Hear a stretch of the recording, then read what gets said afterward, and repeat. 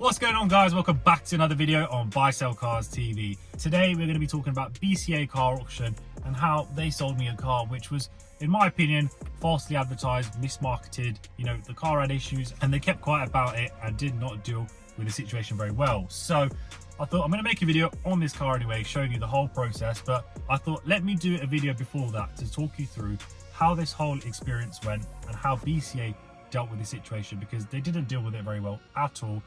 Missold this car to me. It's a broken car. It is what it is now. Let's get on with the video.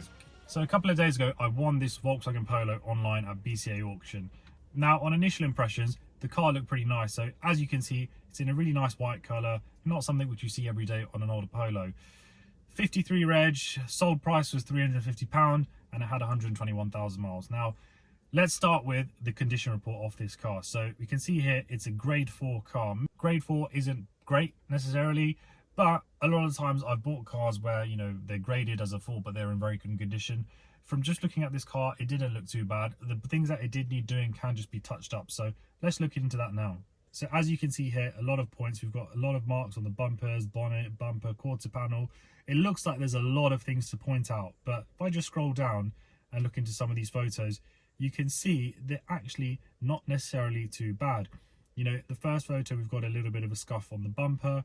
The bonnet, again, nothing too bad. The worst I can really see is if we look at photos number 4, 5 and 6. That's where we've got a little bit of surface rust on the bodywork. So those are probably the worst things, but overall, I still looked at this car and thought it's got potential. Further down, we can see now the condition report of the interior. So we're missing a stereo. The carpet looks horrendous, and the seats as well, not too great at all. So you can see there is a lot of stains and marks all over those. Now, in terms of the mechanical report, because this is a no reserve car, they don't come with mechanical reports. However, even if it had an essential check, it's not something which you can claim against. A car must be BCA assured for you to be able to make a claim if it's not as described. The essential check, even though you can't necessarily claim, it is good to some extent because they tell you a bit more about the car in detail. But I'll be honest, from my experience, it's not very detailed. A lot of the times they'll just green tick a lot of things, but you know, it's not always the case. I had it years ago when I went to pick up a car once and everything was green and the engine sounded horrendous. So even the essential check, don't take it as 100%, you know, it's done right. Just take it as a bit of guidance. But in this case, obviously the car did not have a mechanical report. So some of you might be saying, well, you know, you didn't buy a car with a mechanical report. That's for you to take that risk and chance if you're buying a car blind. Yes, I 100% agree with you. I do take that risk and chance by buying a cheap car and knowing there could be issues. However, more recently, I have felt BCA has been a bit better with describing their cars.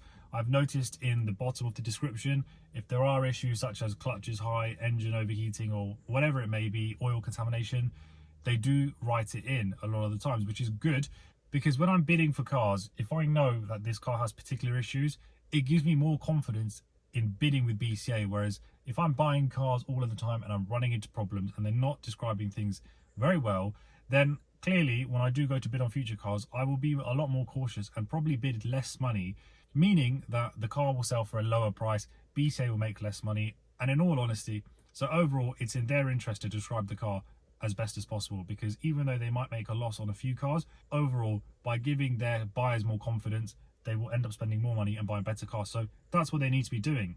Now, looking at the MOT history of this car as well, so it's got MOT until mid-August. Now, looking through it now, you can see there are quite a lot of advisories.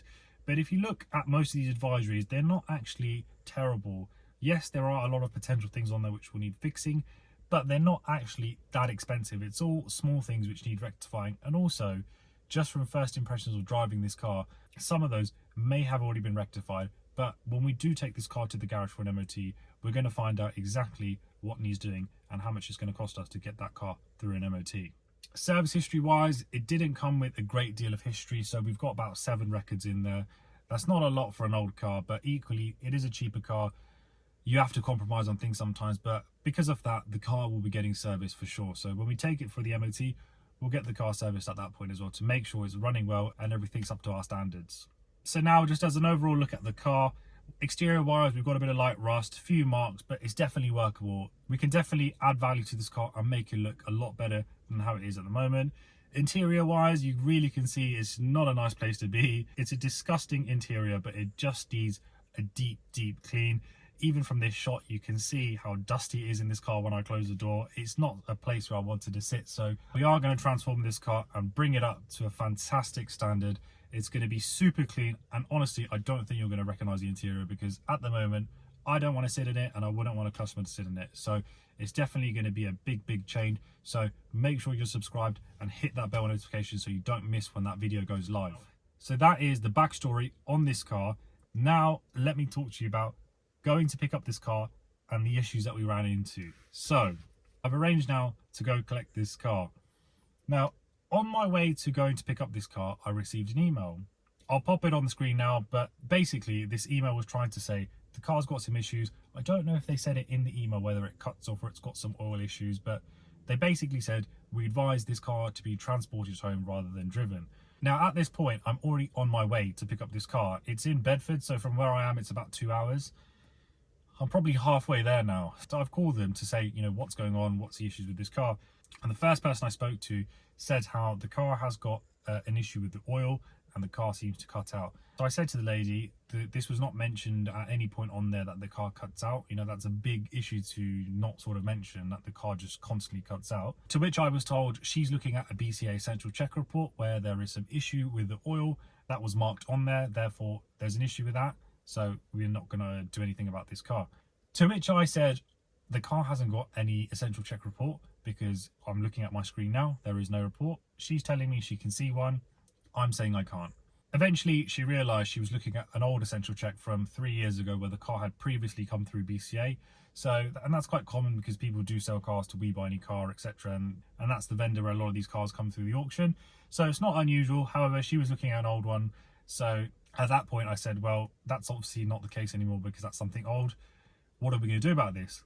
She then went to tell me that there is nothing they can do about this. She doesn't have any authority to do anything. So at which point I said, please put me through to a manager. She goes, manager's busy. The manager will call back. I said, no, just put me through. I'll stay on the line because obviously I'm on my way. I need to get this matter dealt with. Got through to the manager, explained the situation, and obviously had a better understanding, to which the manager told me there isn't an issue with the oil. That's an old report.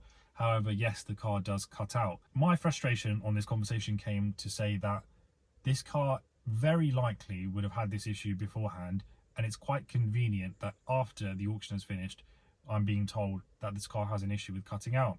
And I even went to mention on the photos of the auction, the car isn't actually running. Now, that could have potentially been because the car kept cutting out. Therefore, when they went to take a photo off the dash, the car wasn't running. Yet, I was still told by this manager, there is nothing we can do. The car is effectively sold as seen. And I understand, I know obviously how auctions work, but I like to think you should do things in a fair way. If a car is misdescribed, you should not expect a person to buy it if it's not been marketed correctly. Now, BCA's logic is we've drove it in, it drives X, Y, and Z, right? But I've had instances in the past where I've gone to collect a car, it's had faulty brakes where the pedals just gone to the floor, and they've held their hands up and said, we're sorry, we made a mistake, we're going to give you a refund. But in this case, the guy wasn't budging. So after a bit of back and forth, it is what it is. It wasn't a lot of money. I'm halfway there. I thought, let me just go see what the sketch is with this car, because, you know, equally, if these people can't even advertise a car correctly, maybe this issue with this car isn't that bad anyway. So let me just go down there and see what the score is with this car.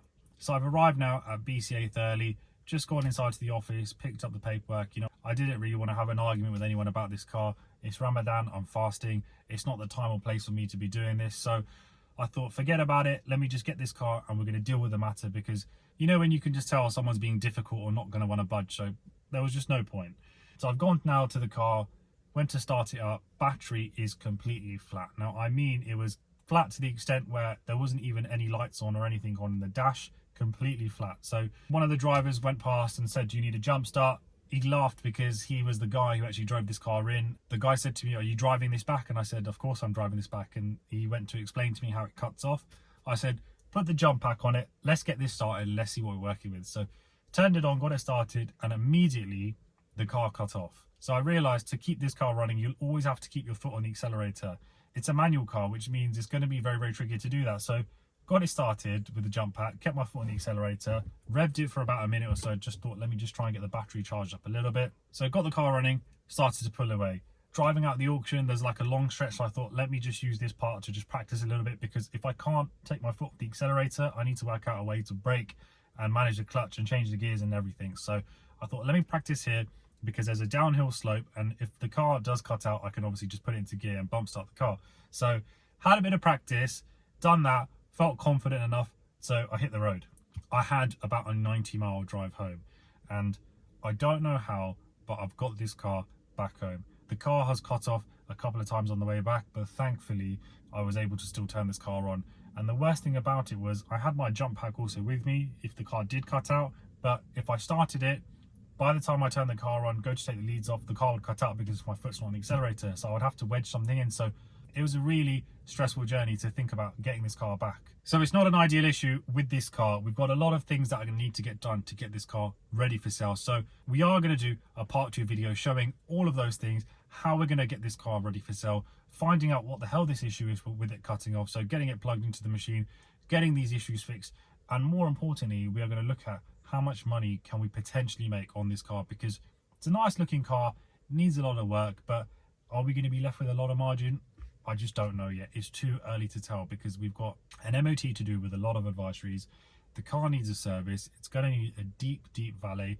Parts of the bodywork will need touching up as well. And we have this issue of the car cutting off. So we've got 5 important things to get done. So there's a lot of money potentially that's going to need to get spent on this car. So make sure you are subscribed, guys. Make sure you hit that bell notification. Hopefully it's giving you a bit of an insight into the risks when you are buying cars with BCA and how they do deal with issues when things happen. So I just wanted to bring that to your attention just to show you. But for now, I'm going to end this one here. Thank you so much again for watching, and I'm going to see you next Sunday when we get this Polo ready for sale. Take care, guys.